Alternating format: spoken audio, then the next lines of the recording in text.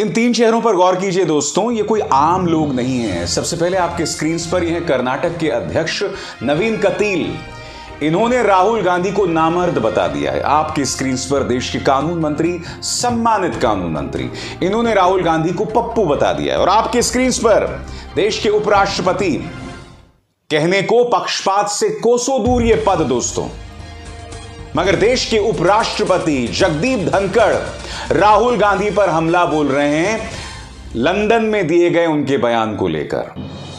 यह कह रहे हैं कि राहुल गांधी ने देश को बेइज्जत किया। उसकी चर्चा बाद में, मगर सबसे पहले आपके स्क्रीन पर यह हैं देश के कानून मंत्री किरण रिजिजू। किरण रिजिजू ने क्या कहा है मैं आपको पढ़ के सुनाना चाहता हूं। अंग्रेजी में उनका ट्वीट है दोस्तों, फिर मैं उसका हिंदी में अनुवाद करूंगा। People of India know Rahul Gandhi is Pappu, but foreigners don't know that he is actually Pappu. And it's not necessary to react to his foolish statements, but the problem is that his anti-India statements are misused by the anti-India forces to tarnish the image of India. Hindi में अगर इसका अनुवाद करूं तो किरण रिजिजू ने कहा है कि भारत के लोग जानते हैं कि राहुल गांधी एक पप्पू है, मगर विदेशी लोग नहीं जानते कि वो एक पप्पू है। वैसे तो उनके मूर्खतापूर्ण बयानों को गंभीरता से नहीं लिया जाना चाहिए। किरण रिजिजू कहते हैं कि राहुल गांधी के मूर्खतापूर्ण बयानों को गंभीरता से नहीं लिया जाना चाहिए, मगर उनके बयान खतरनाक हैं। भारत विरोधी शक्तियां उनके बयान का इस्तेमाल करती हैं। यह है भाषा का स्तर देश के कानून मंत्री का, मगर ताज्जुब नहीं होना चाहिए दोस्तों। याद कीजिए, इन्होंने देश के सुप्रीम कोर्ट के जजेस के खिलाफ किस तरह से मोर्चा खोल लिया था। लगातार ऐसे बयानात दे रहे थे कि उन पर दबाव बनाया जाए। तो ये तो हमारे देश के कानून मंत्री का स्तर है। मगर सबसे शॉकिंग है दोस्तों कर्नाटक बीजेपी के अध्यक्ष नवीन कतील का बयान। आप जानते हैं उन्होंने क्या कहा? उन्होंने कहा कि सिद्धरमैया और राहुल गांधी ने कोरोना की वैक्सीन लगाने से मना कर दिया, मगर फिर रात के अंधेरे में कोरोना की वैक्सीन लगा ली। हमारे पार्टी के एक पार्षद ने कहा कि राहुल गांधी ने अब तक इसलिए शादी नहीं की क्योंकि वो बच्चे पैदा नहीं कर सकते। ये बात नवीन कतील कह रहे हैं। उन्होंने क्या बयान दिया कन्नड़ा में, आप चाहूंगा आप भी सुनिए। ರಾಹುಲ್ ಗಾಂಧಿ ಸಿದ್ದರಾಮಯ್ಯ ಹೇಳಿದರು ಲಸಿಕೆ ತಗೋಬೇಡಿ ಮಕ್ಕಳಾಗುವುದಿಲ್ಲ, ಲಸಿಕೆ ತಗೋಬೇಡಿ ಮಕ್ಕಳಾಗುವುದಿಲ್ಲ, ಲಸಿಕೆ ತಗೋಬೇಡಿ ಮಕ್ಕಳಾಗುವುದಿಲ್ಲ. ಆದರೆ ರಾತ್ರಿ ಹೋಗಿ ಕದ್ದು ಲಸಿಕೆಯನ್ನ ರಾಹುಲ್ ಗಾಂಧಿ ಸಿದ್ದರಾಮಯ್ಯ ತಗೊಂಡ್ರು. ಅದಕ್ಕೆ ಮೊನ್ನೆ ನಮ್ಮ ಮಂಜುನಾಥ್ ಅಂತ ಹೇಳುವಂತ ಒಬ್ಬ MLC ಹೇಳಿದ್ರು, ಅದಕ್ಕೆ ರಾಹುಲ್ ಗಾಂಧಿ ಮದುವೆ ಆಗಿಲ್ಲ, ಹೇಗೂ ಮಕ್ಕಳಾಗುವುದಿಲ್ಲ। तो इसका अनुवाद यही है दोस्तों। वो ये कह रहे थे कि उनके पार्टी के एक पार्षद ने बताया कि राहुल गांधी ने अब तक इसलिए शादी नहीं की है क्योंकि वो बच्चे पैदा नहीं कर सकते। अब जैसे इनका ये बयान सामने आता है दोस्तों, प्रधानमंत्री नरेंद्र मोदी और उनकी जो बीवी हैं जसोदाबेन, उन पर हमला शुरू हो जाता है और ढेरों किस्म की बातें कही जाती हैं कि किस तरह से उन्होंने अपनी पत्नी का परित्याग कर दिया था। और ये तमाम बातें नहीं होना चाहिए, किसी पर निजी हमले नहीं होने चाहिए। मगर राहुल गांधी पर तो निजी हमला भी नहीं हुआ है। आप तो गाली गलौज कर रहे हैं ना उनके साथ, आप तो उनके बारे में अपशब्दों का इस्तेमाल कर रहे हैं, जो अपने आप में कितना शॉकिंग है। और इसमें कोई छुटभैया ट्रोल शामिल नहीं है। आज की तारीख में देश के सम्मानित कानून मंत्री की जो हैसियत है वो किसी ट्रोल से कम नहीं है। यानी कुछ भी अनाप शनाप कहो अपने ट्विटर पर आकर। नवीन कतील एक गालीबाज नेता बनकर रह गए। कितना बड़ा दुर्भाग्य है ये, बताइए।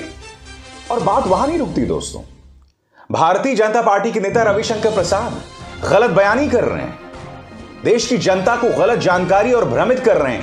ये कह रहे हैं कि राहुल गांधी ने विदेशी सरकारों को भारत में दखल देने की बात की। क्या ये बात सच थी?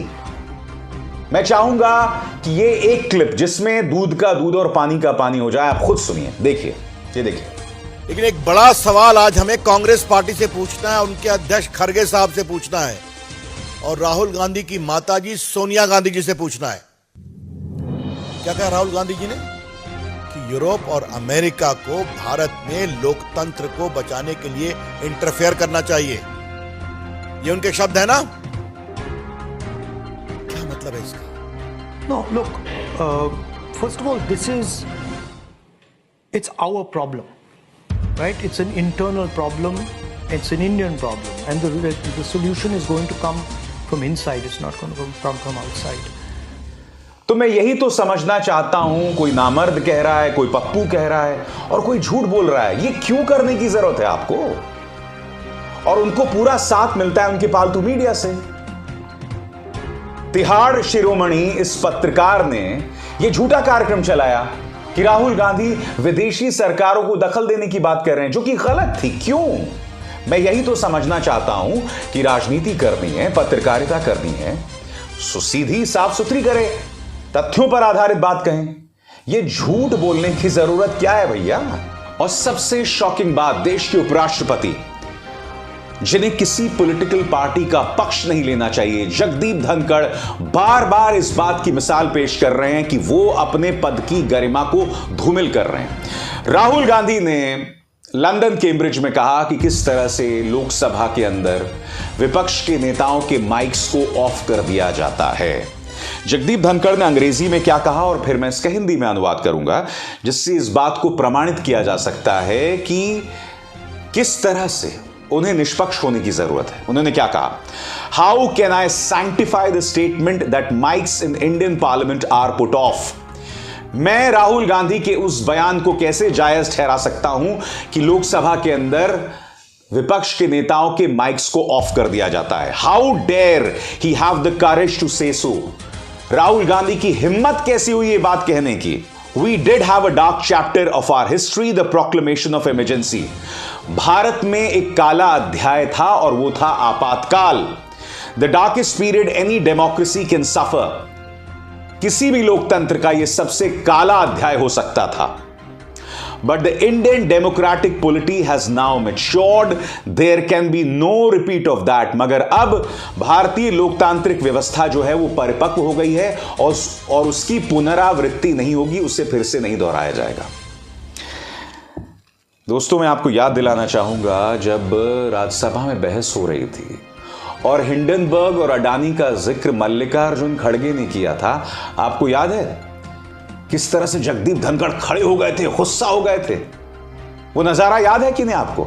इसलिए मैंने कार्यक्रम की शुरुआत में कहा कि उपराष्ट्रपति को निष्पक्ष होना चाहिए, उन्हें भूल जाना चाहिए कि अब वो भारतीय जनता पार्टी के नेता नहीं है। आपको याद है कि नहीं किस तरह से वो नाराज हो गए थे हिंडनबर्ग का जब जिक्र हुआ था? वो वीडियो देखिए फिर से। अब देखिए, हिंडनबर्ग की रिपोर्ट तो है इंटरनेशनल, अब वो उसको मानते नहीं। कहीं से कोई भी रिपोर्ट आ जाएगी और हम कुछ भी कर लेंगे। नहीं ना। दुनिया के किसी भी कोने से कोई भी रिपोर्ट आ जाएगी। We have to rise to level. तो ये प्रॉब्लम है दोस्तों,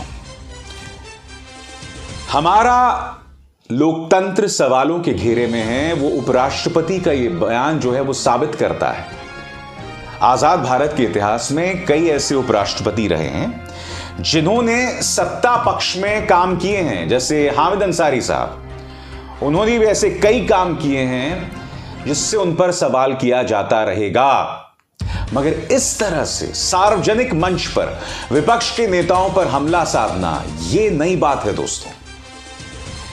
उपराष्ट्रपति को मैं याद दिलाना चाहूंगा कि चुनाव आयोग में चुनाव आयुक्तों की नियुक्ति को बदल दिया है सुप्रीम कोर्ट ने।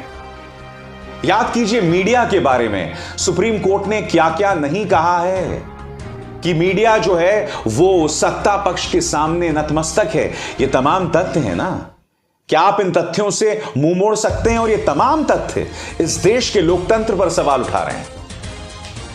इसलिए उपराष्ट्रपति जब ये तमाम बातें कहते हैं तो उन्हें थोड़ी देर के लिए विचार करना चाहिए कि आप देश के उपराष्ट्रपति हैं। मैं नहीं भूला हूं, जब आप राज्यपाल हुआ करते थे तब आप किस तरह से मैदान में उतर आते थे और ममता बनर्जी के बारे में अनाप शनाप, उनकी सरकार के बारे में अनाप शनाप बोलते थे, मानो आप राज्यपाल नहीं हैं, बीजेपी के एक नेता हैं। आप तो शुवेंदु अधिकारी से भी ज्यादा अग्रेसिव थे, उनसे ज्यादा उग्र दिखाई देते थे। इन तमाम तथ्यों से आप मुंह नहीं मोड़ सकते। मगर सबसे शर्मनाक रवैया रहा है कर्नाटक बीजेपी के अध्यक्ष नवीन कतील, जिसमें उन्होंने ये कहा कि राहुल गांधी इसलिए शादी नहीं करते हैं क्योंकि वो बच्चे पैदा नहीं कर सकते, यानी कि उन्हें नामर्द बता दिया। या फिर देश के कानून मंत्री, जिन्होंने राहुल को पप्पू बता दिया। खैर, व्यवस्था आपकी है और उस व्यवस्था में आपसे कभी सवाल नहीं किए जाएंगे। उल्टा व्यवस्था आपके इस कचरा को आगे बढ़ाएगा और मैं इसे प्रमाणित करने वाला हूं। देखिए साहब, टीवी 9 भारतवर्ष कायदे से किरण रिजिजू के इस बयान पर लंबी चौड़ी बहस होनी चाहिए थी, कोई बहस नहीं हुई। खबर क्या चलाई जा रही है? केंद्रीय मंत्री किरण रिजिजू ने राहुल गांधी को पप्पू करार दिया। फिर देखिए साहब, एक दंगाई एंकर जिस पर दंगा भड़काने को लेकर केस है, वो देश नहीं झुकने देंगे के नाम पर क्या कचरा चला रहा है। मुकेश अंबानी का न्यूज चैनल। कांग्रेस के लिए परिवार ही लोकतंत्र है। क्या राहुल भारत विभाजन के लिए उकसा रहे हैं? राहुल देश की एकता के लिए खतरा? मतलब ये कह रहे हैं कि राहुल देश को बांटना चाहते हैं 1947-48 की तर्ज पर। यह नफरत, यह जहर फैलाया जा रहा है विपक्ष के नेताओं के खिलाफ। और पापा की परी क्या कह रही है? देखिए, देश की शान का विदेश में हो रहा अपमान, मगर सबसे हास्यास्पद है, देश बदनाम हुआ राहुल तेरे लिए। पापा की परी से मैं सवाल पूछना चाहता हूं, आप क्यों पत्रकारिता को बदनाम कर रहे हैं पापा के लिए? बताइए।